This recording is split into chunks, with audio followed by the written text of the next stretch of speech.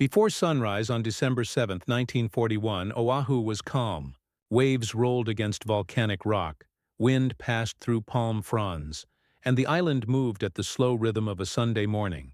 High above the north shore, a narrow dirt road climbed toward a lonely ridge called Opana Point.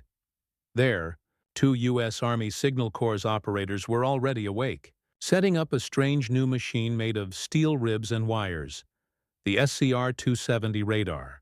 It stood almost 70 feet high, humming softly as power coursed through its circuits. Inside a small wooden shack, the air was warm and metallic. Private Joseph Lockhart and Private George Elliott took their usual positions. One adjusted dials, the other watched the circular green screen flicker to life. Their shift was nearly over. Soon the transport truck would arrive to take them down for breakfast. The radar wasn't meant for heroics. It was still experimental, an early warning system the Army barely understood. Yet as the first light crept over the Pacific, the line on their scope thickened. A faint trace appeared at the farthest edge of the range scale, 200 miles north and closing. At first it looked like clutter or a weather front, but the shape grew steadier, brighter, heavier. Lockhart frowned and adjusted the gain. The echo didn't fade. It multiplied. Neither man could see the truth behind it. Far beyond the horizon, 6 Japanese aircraft carriers, Akagi, Kaga, Soryu, Hiryu, Shokaku, and Zuikaku, were steaming south through low clouds, launching the first wave of an attack that would change the century. More than 180 planes roared off their decks, forming up in disciplined silence.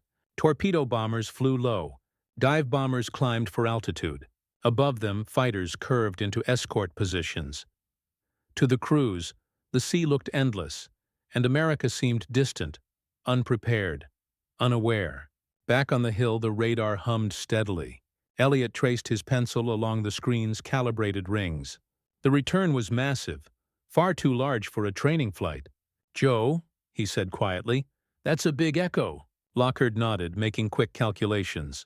The signal strength suggested dozens of aircraft flying together, moving fast and level, bearing straight toward Oahu. He lifted the field phone and called Fort Shafter's Information Center. On the other end of the line, a young lieutenant was covering the desk alone. It was early. The regular crew hadn't arrived. Lockhart calmly read his report. Large formation approaching from the north, estimated range about 130 miles, closing fast. There was a pause. Then the lieutenant answered, "Don't worry about it. There's a flight of B-17s expected from the mainland this morning. Must be them." The operators exchanged a look. The B-17s were heavy bombers, yes, but never this many, never this organized. Still, orders were orders. They logged the contact and waited. On the screen, the smear continued to crawl inward, each sweep bringing it closer. The sky above Oahu stayed clear and innocent. At 7 a.m., their shift officially ended. The bus arrived on time, tires crunching on gravel. Lockhart considered making a second call, just to be sure, but hesitated. The report had been given. The radar station was scheduled to shut down for the day. They powered off the transmitter. The hum faded, and the green glow dimmed to black. Down in Honolulu, radios played dance music. At Hickam Field, mechanics fueled bombers for training flights. Battleship Row shimmered in the harbor, neat lines of gray hulls reflecting in the still water. The island was awake but not alert. North of Oahu, the first Japanese formation crossed the limit of the radar's range. Pilots tightened their formation, scanning for land through the thin haze. Many of them believed the Americans would never see them coming. They joked in the ready rooms before takeoff, confident that surprise was absolute, that the Pacific was too vast, the Americans too relaxed, their technology too primitive. But for a few minutes, America had seen them. 2 enlisted men on a lonely ridge had glimpsed the future of warfare, a war where machines could hear what eyes could not. What failed that morning was not the radar, but the chain behind it. Information without interpretation, warning without action. As Lockhart and Elliott rode down the hill toward breakfast, the Pacific wind still carried the faint smell of ozone from their cooling transmitter. In the distance, the ocean's horizon darkened with a line of approaching clouds. They didn't know those clouds were metal. Above them, the attackers descended toward Pearl Harbor, engines droning like thunder that had yet to reach the shore. Within 45 minutes, the calm would end. But for now, on that quiet Hawaiian morning, two privates had already witnessed the first invisible signal of war, and no one had listened. The Pacific sky was pale blue when the first Japanese formations appeared over the waves, 200 miles south of their carriers and closing fast. At the head of the lead group, Commander Mitsuo Fuchida studied the horizon through a film of morning haze. Below his bomber, the ocean stretched like hammered glass. He could see nothing of Hawaii yet, only the sun climbing behind his right wing and the faint silver arcs of other planes catching the light. For months, the men had rehearsed this flight in secrecy. They had memorized routes, altitudes, radio codes, the sequence of targets. Airfields first, ships second, fuel and repair docks last. The plan was built on the oldest advantage in war: surprise. And to every man in the formation, it still seemed certain. The Americans, they believed, were sleeping. Back on Oahu, the island's rhythm remained untouched. Church bells rang in Honolulu. Families prepared breakfast. A few soldiers at Hickam Field cleaned their rifles without urgency. The smell of bacon drifted through open barracks windows. Over at Fort Shafter, the radar report from Opana Point lay quietly in the morning logbook, filed, noted, and already forgotten. By 7:30 a.m., the first shadows crossed the northern coastline. The pilots adjusted formation to their pre-attack pattern. Torpedo bombers descending to sea level, dive bombers climbing to 10,000 feet, fighters spreading into wide cover. The island below was so calm that Fuchida later wrote, "It felt like flying over a painting." At Wheeler Field, a handful of American mechanics paused to look up. The sun was behind the incoming planes, blinding the eye. For a split second, the men thought they were seeing a group of friendly aircraft returning from exercises. Some even waved. The roar reached them only after the shapes were already over the field, and by then the first bombs were falling. The ground shook. Black soil erupted into flame and debris. The air cracked with shrapnel. Rows of parked fighters, lined neatly like toys, burst apart under machine gun fire. Men ran without direction, ducking behind fuel trucks that were seconds from exploding. Someone shouted, "Get to the ammo dumps!" Another voice yelled, "This isn't a drill!" Across the island at Ewa Mooring Mast Field, Marines scrambled for the nearest rifles. They had no anti-aircraft guns, no warning sirens, just instinct. A few managed to fire as the planes swept low over the palm trees, their wings flashing the red circles of the rising sun. In Pearl Harbor itself, sailors on the decks of battleships turned toward the distant rumble. The first explosions rolled across the water like thunder over metal. From the bridge of the USS Arizona, the duty officer raised his binoculars. He saw planes diving in lines, black silhouettes framed by the morning sun, and the flash of torpedoes dropping cleanly into the bay. A heartbeat later, the harbor erupted. Oil fires leapt across the surface, feeding on everything that floated. A torpedo hit the Oklahoma broadside, rolling her over in less than 12 minutes. The Nevada strained at her mooring lines as her crew fought to raise steam. The California, West Virginia, and Tennessee vanished behind columns of smoke. In the control towers, messages collided. "Under attack, this is not drill," crackled across every frequency. Pilots at Wheeler tried to take off through machine gun bursts, some never leaving the ground. Others, airborne within seconds, climbed into chaos without clear orders. At Fort Shafter, realization came too late. The same lieutenant who had dismissed the radar contact now listened to radio reports of explosions. He turned to the operations map and saw the note he had written only an hour earlier.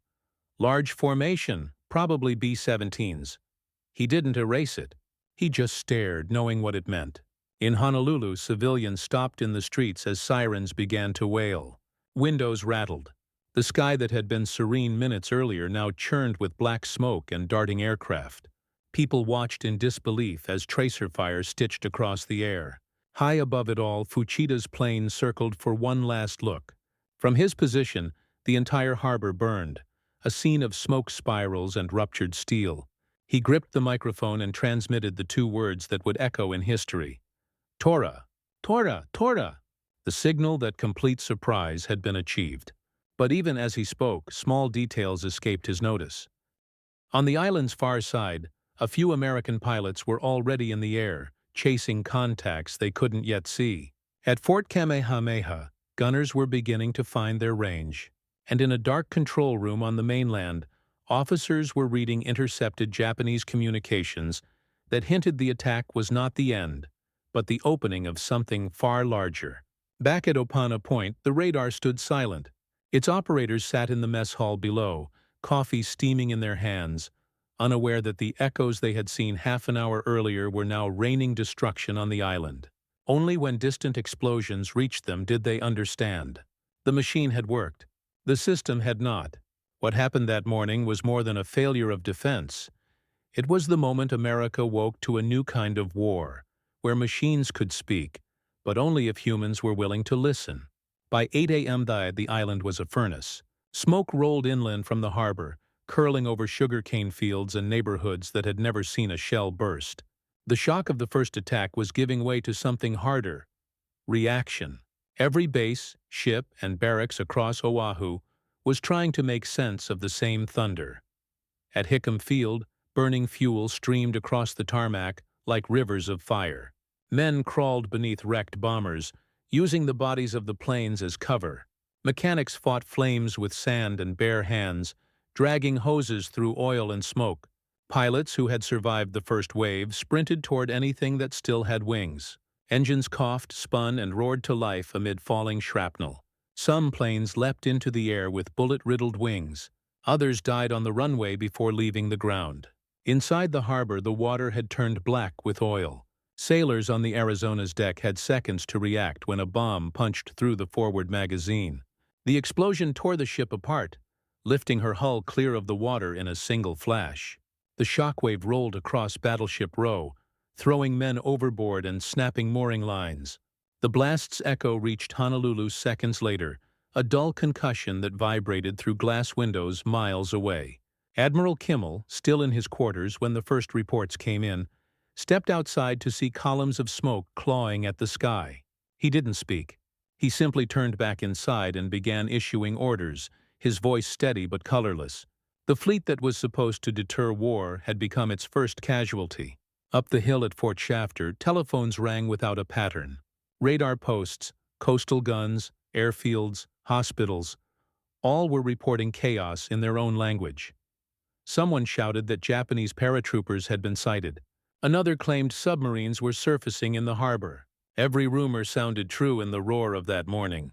The officer who had dismissed the radar warning stood frozen, headset dangling, staring at the wall where the last contact had been marked in pencil. The line he'd drawn, north to south, ended exactly at Pearl Harbor. The second wave arrived at 8:40.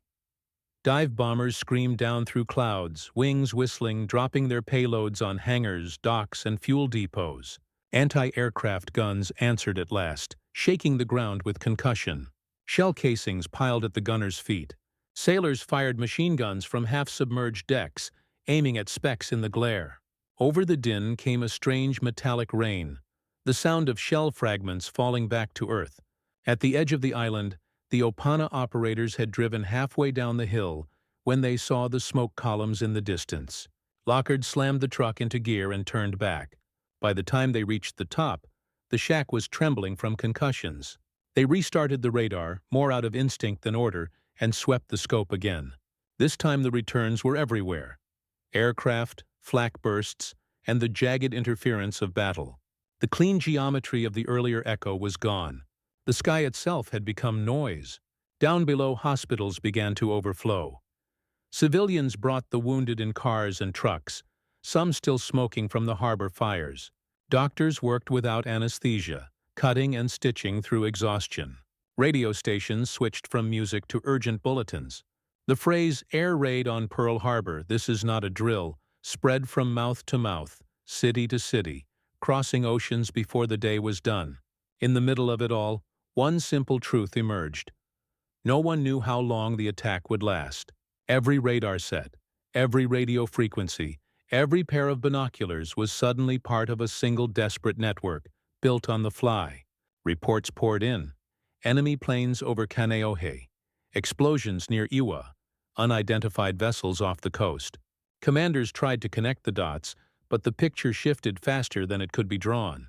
On the carriers to the north, Japanese crews watched smoke rise from the horizon and cheered. The first phase was complete. They had come expecting resistance and found confusion instead. Yet a few officers on the carrier Akagi felt a quiet unease. They had seen the Americans' industrial power up close in other wars. They knew the sleeping giant could not be allowed to wake. In Pearl Harbor, the giant was already stirring. Amid the wreckage, sailors organized fire lines, rescued the trapped, and cleared gun mounts. Every surviving weapon was turned skyward. A few destroyers managed to raise steam and move, sweeping for submarines. The USS Nevada, bleeding fire from her hull, forced her way toward open water, guns firing at any aircraft in sight. She would be beached before she sank, her smoke plume marking defiance more than escape. By mid-morning, the air attacks were slowing. Fuel nearly gone, targets already shattered. Fuchida circled once more, camera in hand, photographing the harbor below. Ships ablaze, docks shattered, oil burning on the tide. He had done his duty. Japan had delivered its message. But in doing so, it had also transformed every American who survived. Men who hours earlier were cooks, clerks, and mechanics now carried stretchers and rifles. Civilians formed lines to donate blood. Within minutes of the last bomb falling, the Navy's surviving staff was already drafting orders for counteraction. The chaos was beginning to solidify into resolve. At Opana Point, Lockard shut the radar down once more. The set had served its purpose too late to save the morning, but not too late to teach the lesson. Technology had seen what leadership had not. He looked out toward the sea, the horizon now lost in smoke, and said quietly, "They were right there." The first great shock of the Pacific War had passed. What remained was the reckoning. In the hours that followed, America would count its dead, search its wrecks, and begin to understand how the world had changed between one sunrise and the next. When the smoke finally began to thin over Oahu, the noise didn't stop. It simply changed tone, from explosions to questions. Radios that had shouted warnings now whispered for orders.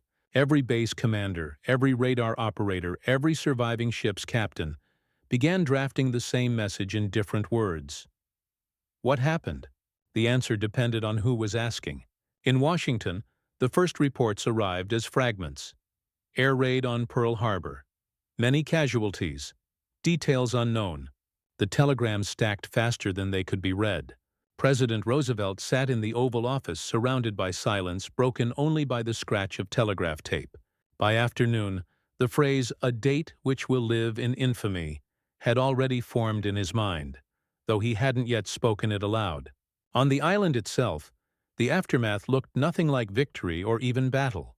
It was a salvage yard of twisted steel and disbelief. Men moved through smoke with notebooks instead of rifles, counting wrecks, marking bearings, photographing the unthinkable. And somewhere in those wrecks, the story of Opana Point almost disappeared. The radar logbook survived, pages of penciled range marks ending at 7 a.m., clean, precise, ordinary. To anyone scanning quickly, it looked like a routine training entry. Only the brief notation in the margin, large formation bearing 340, hinted at what it really meant. Yet that line would become the center of one of the quietest investigations in American military history. In the days that followed, inquiry boards assembled in Honolulu and later in Washington. Witnesses sat under harsh light and retold the morning minute by minute. Lockard and Elliott explained how they'd seen the blip grow, how they'd called it in, how they were told it was probably friendly. Their words were calm, respectful, and damning. The lieutenant who had taken the call confirmed the conversation exactly as they described. He hadn't ignored them, he insisted. He had simply believed the explanation that fit the pattern of peace, not war. He wasn't punished. He wasn't promoted. He was simply moved to another duty and told to forget it. The report that went forward made no accusation. It used the language of process, not blame. Information received from Opana Station was interpreted as non-hostile and not acted upon. That sentence would become the entire official record of the radar warning. a line of history flattened into passive voice. But within the Army Signal Corps, the event was not forgotten. Engineers dissected every step of the failure, not the machine's performance, but the systems. The SCR-270 had worked flawlessly. It was the human network around it that had collapsed. Communications lines were too few, the chain of command too narrow, the sense of urgency too faint. Detection without doctrine had proven useless. In Washington, committees produced thicker binders filled with recommendations. Continuous operation of radar posts, centralized interpretation centers, trained officers on duty at all hours. By the time the Pacific Fleet limped back to life, those recommendations were already turning into policy. Yet publicly, the story remained buried. Newspapers printed maps, photos, casualty counts, but almost nothing about radar. The technology itself was still classified, and officials feared that admitting its existence, let alone its failure, would invite further disaster. To the nation, Pearl Harbor was a story of betrayal and courage, not miscommunication and neglect. The men at Opana were never scolded, never honored, merely forgotten between pages of a report labeled Routine Training Observation. For the rest of the war, the words, "the incident that never happened," became shorthand among Signal Corps officers for every unheeded warning, every signal lost to bureaucracy. In training schools from New Jersey to San Francisco, instructors told new recruits about an unnamed radar station that had seen the enemy first and been ignored. They left out the location, but everyone knew where it was. Meanwhile, in Japan, the after-action reports were celebratory but uneasy. Admiral Yamamoto read the dispatches aboard his flagship and remained silent for a long time. "I fear," he finally said, "that we have awakened a sleeping giant and filled him with a terrible resolve." What he could not know was that the giant had already begun to wire its nerves. The lessons drawn from that forgotten radar contact shaped the rest of the war. Within months, the United States built an unbroken chain of early warning stations across the Pacific. From Midway to the Aleutians, from the Solomons to the Marianas, rotating radar antennas began to turn day and night. Each one was connected to filter rooms, plotting boards, and radio nets designed to ensure that no voice went unheard again. But in 1941, on the morning after the attack, none of that existed yet. Only silence, and the uncomfortable knowledge that somewhere in that silence had been a warning too early to be believed. For Lockhart and Elliott, the days after the attack passed in a blur of interviews and repairs. They rebuilt their station, rewired the generator, and went back to work. No ceremony, no reprimand, just another duty rotation. When asked years later what they felt that morning, Lockhart answered simply, "We did our job." In the official history of Pearl Harbor, that statement sits like an epitaph, not for a man or a machine, but for a moment when information outran understanding. The radar saw the truth. The world around it was still living in yesterday.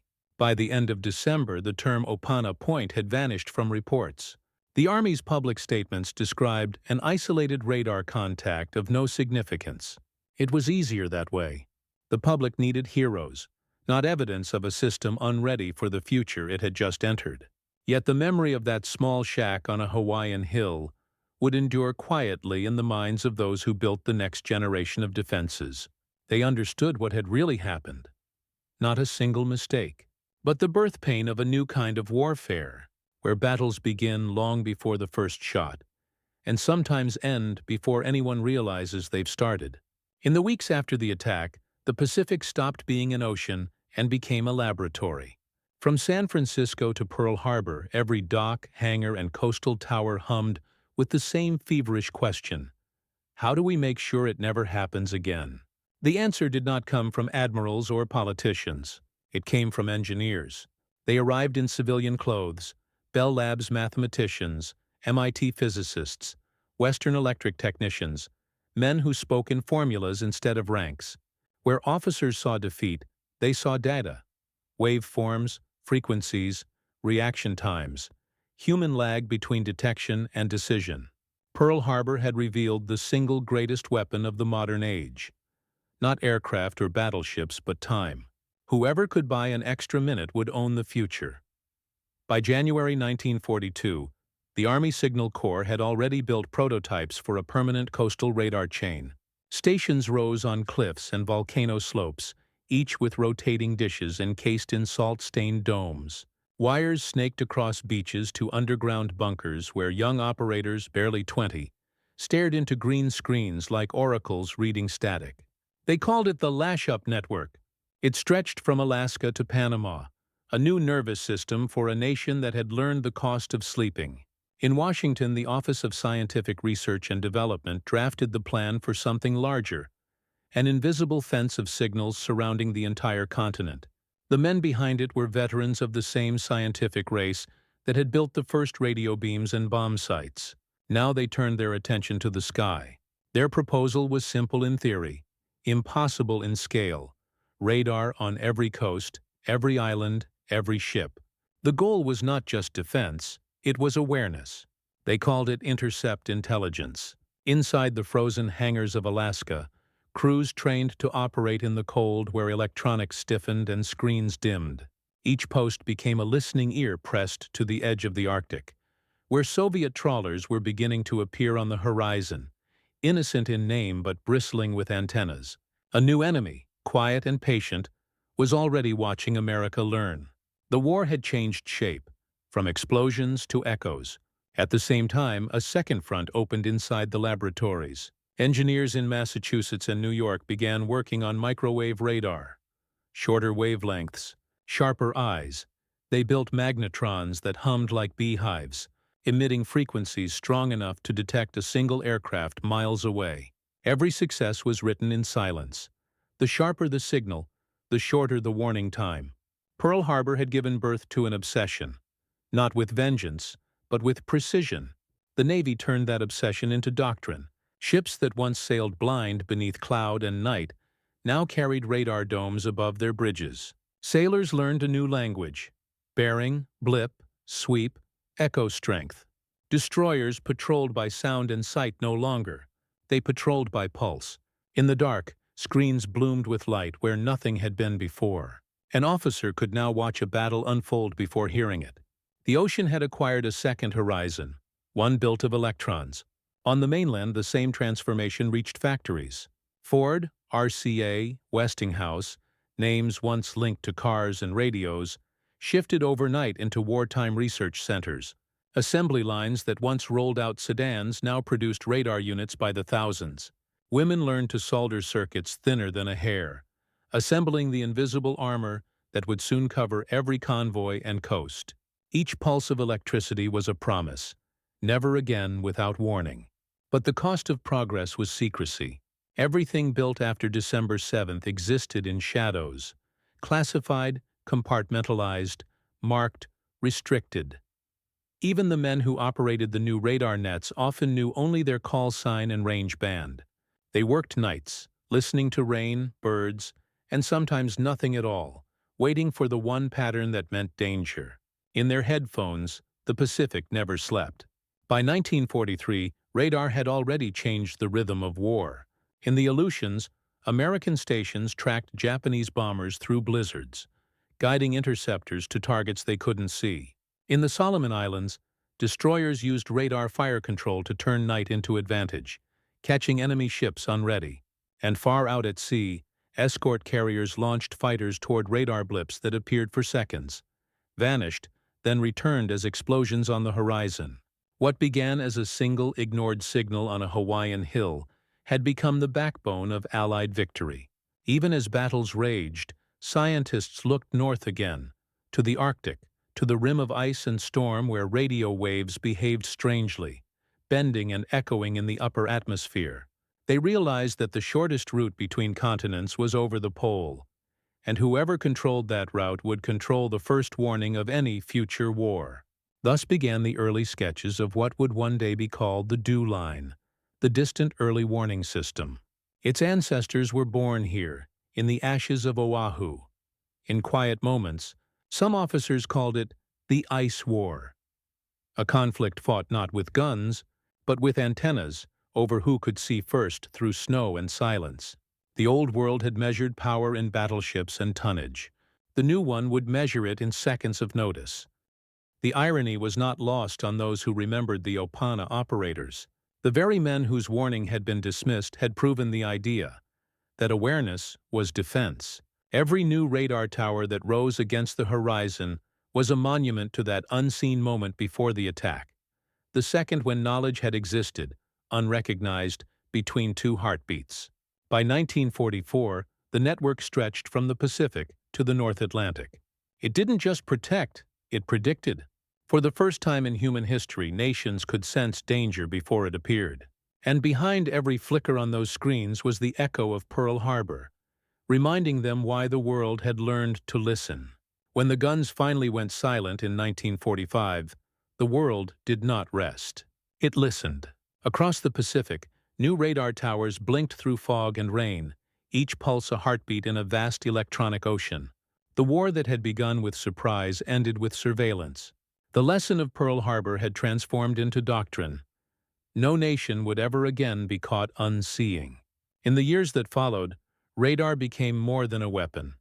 It became a philosophy. Airfields in Alaska, Greenland, and Labrador rose from frozen tundra, steel skeletons wrapped in wind and ice. Men lived months inside domes of static, watching screens that flickered like campfires in the dark. They called it the distant early warning line, the DW line, a fence of radio waves stretching from one edge of the Arctic to the other. Its architects were the sons of the same generation that had built the radar at Opana Point. Their mission was the same: to see first. By the 1950s, this network had grown into something almost alive. Signals bounced from Alaska to Maine, from Thule to Nome, threading through the aurora like veins of light. Every few seconds, a pulse left one station and returned to another, carrying within it the shape of the world. If any object broke that rhythm, a plane, a missile, a shadow, alarms would sing across continents. It was called deterrence, but to those who worked the night shifts, it felt more like haunting. Operators stared into the green light until their eyes watered. They knew that somewhere, on the other side of the pole, other men were doing the same, listening for them. The Cold War was not fought in trenches or bays, but in frequencies, in the narrow space between detection and decision. And beneath that quiet duel lingered the ghost of Pearl Harbor. Every training manual began with it. Every new radar test referenced it. Every delay, every missed contact, every glitch in communication was measured against that single morning in December 1941, when a machine had spoken and no one had listened. Historians would later call it a failure of imagination. Engineers called it a failure of systems. But to the men who lived through it, it was simpler. It was the moment the modern world began.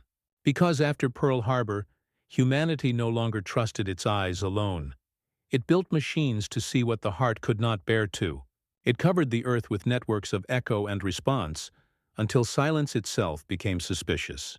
Every ping that bounced across the sky, every early warning radar that scanned the horizon, every satellite that rose into orbit, all of them carried a single unspoken message: never again without warning. In time, the old operators of Opana grew old too. Their station fell quiet, the equipment dismantled, the hill overgrown. Tourists came years later, reading plaques that told them how two young soldiers had seen the enemy first. They stood in the trade winds and tried to imagine the echo that had once crossed that sky. A thin line of energy, a signal that had outlived them all. When the Cold War ended, the DEW line was dismantled, its towers abandoned to snow.